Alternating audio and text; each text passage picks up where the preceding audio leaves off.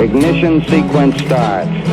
6, 5, 4, 3, 2, 1, 0. Liftoff. We have a liftoff.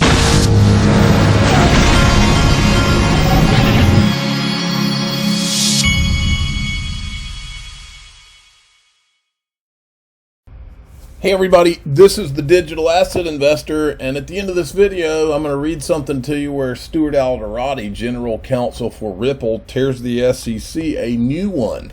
It's pretty good stuff. First, let's start here. I want to give some credit where credit's due. ProCoinNews.com, who is the official sponsor of the Digital Asset Investor Hunting and Fishing Club, called the Celsius Network thing like a day or two before it happened. Implosion imminent was their headline. Whoa, there might need to wait a bit. In other words, there was a problem, I guess, reloading the page over at Celsius, and they caught wind. Now, today's a good day to remind you of this clip by Michael Saylor. If I told you I know how it all ends, right? Once you know how it all ends, that the only use of time is, how do I buy more Bitcoin? But take all your money, buy Bitcoin, then take all your time, figure out how to borrow more money to buy more Bitcoin, then take all your time and figure out what you can sell to buy Bitcoin. And if you absolutely love the thing that you don't want to sell it, go mortgage your house and buy Bitcoin with it. And if you've got to... I'm not going to play any more of that. That was, of course, horrible advice. Now, I'm not piling on the guy just because. The only reason I'm highlighting this today is that this guy and the Max Kaisers of the world are all about Bitcoin only. Everything else is nothing and only Bitcoin. If they didn't take that stance, then I wouldn't remind everybody of things like this. But here's what's going on. Look from Crypto Whale. On May 3rd, MicroStrategy conference call, CFO Phong Lei said Bitcoin needs to cut in half around 21,000 before we have a margin call. Bitcoin is currently 22,830. Bitcoin needs to drop another 6% for Michael Saylor to be liquidated. He's, you know what, his pants right. He's S-wording, according to my 9-year-old, he's S-wording his pants right now. All right?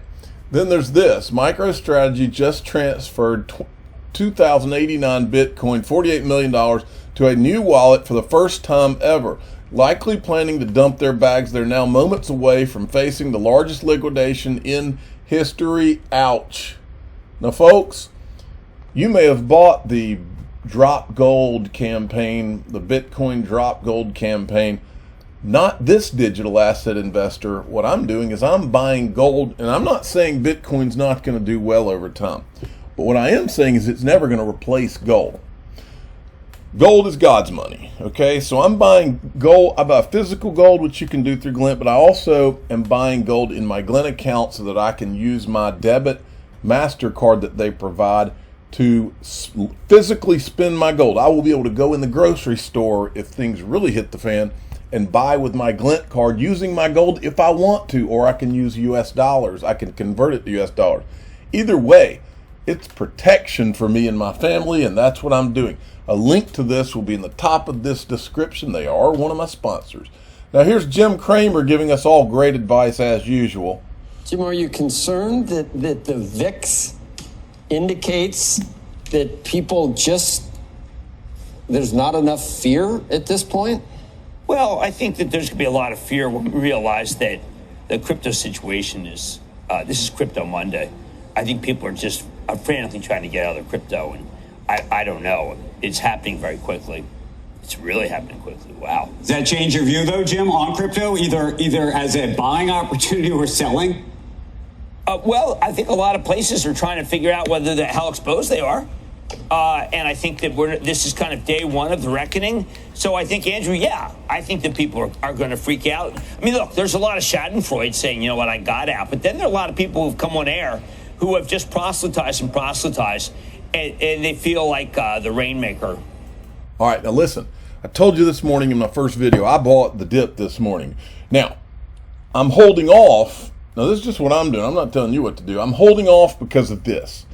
I believe, and a lot of people I talk to believe, that the USDT, this Tether, was always going to be the one that crashes this thing to the bottom, or crashes it to where I believe there will be a bottom. Okay, I think this is the big one. Tether is what's propped up Bitcoin all this time. I believe, like a lot of people in this space believe, is that this stable coin stuff. In fact, Patrick McHenry said he believes we'll get stable coin legislation this year. Okay, I don't think that's a coincidence. I think that stable coins are going to be, and there's not, they're going to have regulations, and there's not one way on this planet Earth that Tether is allowed to just be some unregulated stable coin out there. Okay, I believe that governments intentionally crashed USDT or whatever. I think they're going to do the same freaking thing to Tether. Breaking: Binance announces plans to delist USDT Tether and advises users to close all positions. Now remember, recently I think we saw where Binance was either being investigated or being talked to by U.S. regulators, one or the other. Okay, you have to wonder if part of that conversation was about Tether, because then we have this. Got some breaking news, something else on cryptocurrency here. The CEO of Binance just tweeting that there is a temporary pause of Bitcoin withdrawals on Binance because of a stuck transaction causing a backlog. He said it should be fixed in about 30 minutes. Says funds are SAFU. What is... do I need to go to the Urban Dictionary for that? What is that? It doesn't have anything to do with snafu, what that stands for. Or FU. Secure Asset Fund for Users. It's an emergency insurance fund that was established by Binance. All right, we don't have to play all of that. We need to move along. Look at this. Now, this guy's another one of those social media tweaker attention getters, so who knows if this is actually true, but interesting headline anyway. Breaking: YouTuber The Moon Carl claims he lost over $200 million after Celsius Ponzi shuts down. Now, I want to remind everybody of something right now, folks. I'm seeing a lot of these hedge funds. I think Mike Novogratz was one of them, and I think he was, I don't know if he was betting dimes to donuts, but he made a comment that he believed that this market was going to go back into green mode and shift back into more of a bull type mode in October, I believe. And I've heard that from multiple different places now. This is what I believe. It's just my opinion. I believe that we're going to go through a summer of this stuff. And I think a lot of these rich fat cat Wall Street guys, make no mistake, I believe this is all coordinated. I think it's a controlled demolition. I believe they're all going to go vacation in the Hamptons and watch the crash. They've probably gotten all their money out already. And there's probably Wall Street people behind coordinating the crash. Don't doubt that at all. I think this is all intentional. And then I think you're going to see Wall Street come in after the summer. And he said October. I don't know if he bet dimes to donuts. He said October, somewhere in the fall. Think about what we also have coming down the pipe in those things too. Somewhere in there we supposedly have Flare launching, and then somewhere in there we get a lawsuit resolution. Nobody else has a lawsuit resolution anywhere in there. Ripple does.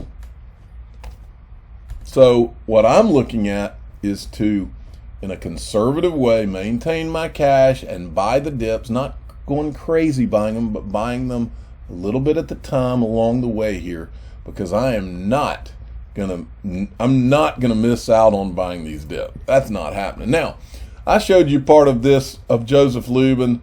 This woman was calling him out on the carpet. I want to show you the second part now. This is from the last video. Listen to this. To build this system, I encourage people to go back to an amazing tweet storm that Vitalik put together. I think it was summer 2018, where he described all the meandering, exploring different approaches, and it's really quite profound at how many things were looked at. And so the one weakness in going to proof of stake right off the bat, and there were problems, and so we couldn't do that right away. But one major weakness is the problem of disseminating the tokens broadly. And so the best system, in my opinion, is to start with proof of work. Now, right here, he's telling you, and I'm telling you, write it down. This man got behind the scenes with the SEC and the CFTC. We know that because Charles Gasparino did a video on it in May of 2018. This guy was allowed to get behind closed doors with the SEC and the CFTC, and we also know that before his ICO, his lawyers were on the phone through Joseph Grunfest with the SEC and came up with this idea of ETH as a fuel, okay? So it's very possible here, putting all this together, that this was planned with the SEC and the CFTC from the very beginning to let Ethereum be a commodity and let them put out proof of work and then later let them transition to proof of stake, and that the SEC and CFTC helped them with the whole thing. Okay? And then went after Ripple. So watch this. Build a global ecosystem with hundreds of thousands of active participants and millions of users, and disseminate the token very broadly via usage. And personally, I've disseminated most of the tokens that I ever had very broadly by building a lot of things in the ecosystem. And if you're This is where it gets interesting, because this woman literally brings up the multiple identities and the email addresses. It was all you needed in the ICO. This is directly because we have not let go that disguised whale video. They can't make that go away, so they have to do this to make it look like they've gone over it and held him accountable in some kind of way. When the truth is, he'll never be held accountable if we don't find out who the disguised whales were. And they know who the disguised whales were. They could find it out easily. Get chain analysis involved. Hold on. Let me see if I can get this to play. It's been on proof of work for 7 years now. Exactly. I think we're pretty well distributed, unless your own organization perhaps has a very large number of the tokens. I cannot disclose that. I am the moderator. No, I'm just kidding. But one more follow-up question, because I want to just double down a little bit more on supply distribution, and it's for you, Joe. Are you concerned at all that early investors in ETH during the ICO still hold and control a lot of the supply of Ethereum? Zero concern about that. Why zero concern? Why can't we see them? Who were they?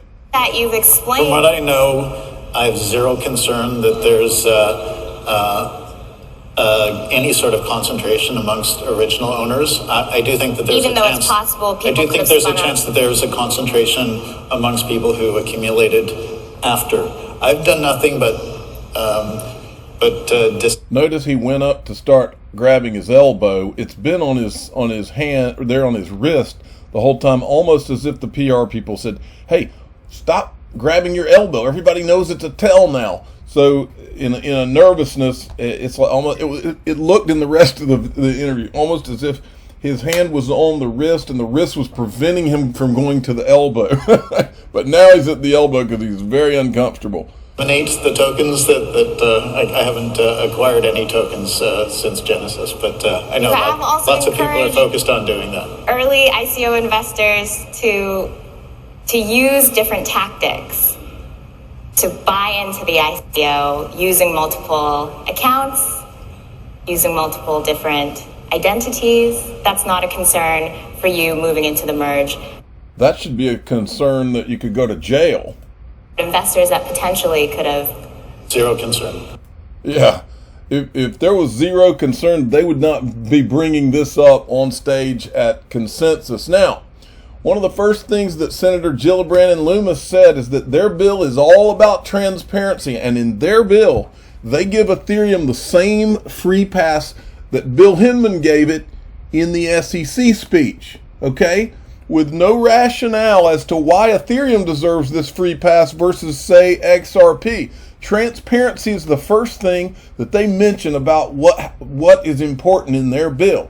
And so what I did is I tacked on the end where Joseph Lubin still does not want to talk about who the disguised whales were or how much Ethereum Consensus owned, which is directly applicable to whether or not the ownership is decentralized. Because remember, this is the same thing that they've pointed at Ripple about for all these years. And Ripple, the only difference was Ripple was transparent and showed you and says, here it is, here's ours in the escrow right here.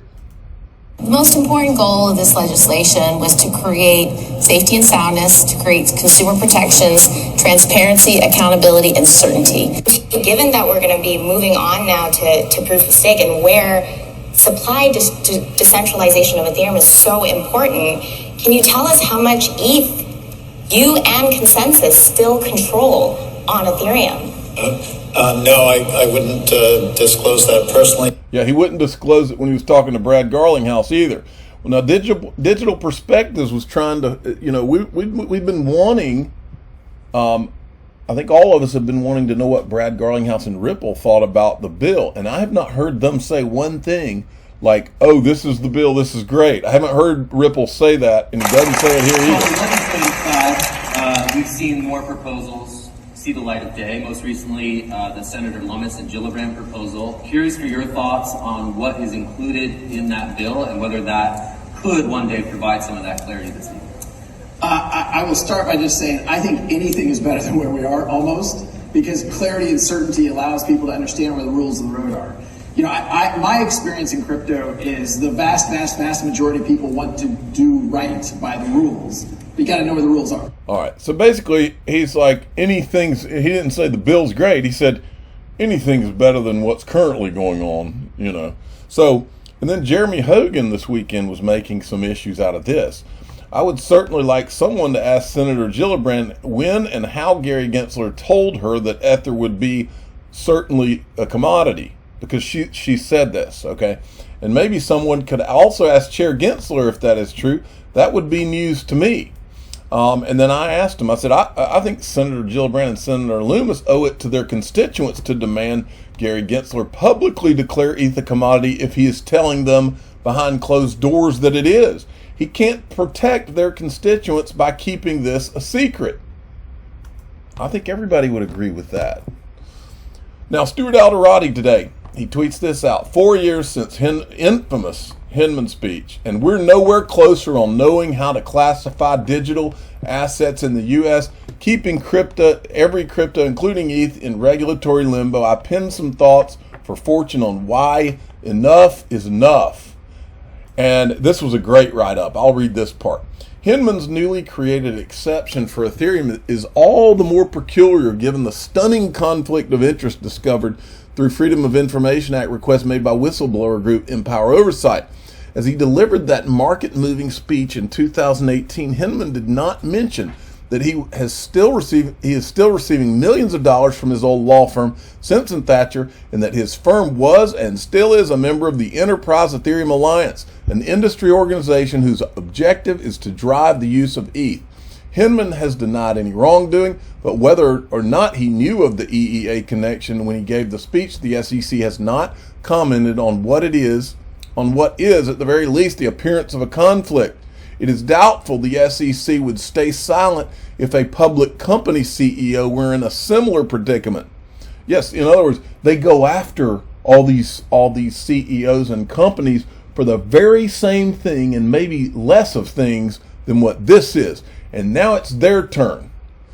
Despite disclaimers that the speech was Hinman's personal opinion and not necessarily that of the commission, the market took Hinman's speech to heart. For Ripple, Hinman's speech affirmed the conclusion that XRP, a cryptocurrency that exists in an open, permissionless, decentralized blockchain ledger, was a commodity and or virtual currency, certainly not a security. Ripple uses XRP in its products as a bridge to make cross-border payments faster, cheaper, more transparent, and is one of many developing on the XRP ledger. Following Hinman's speech, Ripple met several times with key officials at the SEC, believing that the rational minds would all agree on XRP's status as something other than a security. But in December 2020, SEC filed a misguided lawsuit against Ripple and its chairman CEO, alleging that XRP was a security. The SEC hasn't really articulated its theory, but whatever it is, it's a stretch since XRP has been freely traded in the open market for nearly a decade and isn't a contract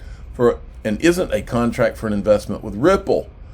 What the suit appears to be is a continuation of the SEC's assault on all crypto in the U.S. And I'll stop there. Great write-up. I'm the digital asset investor. I'm not an investment advisor. This is for entertainment purposes only.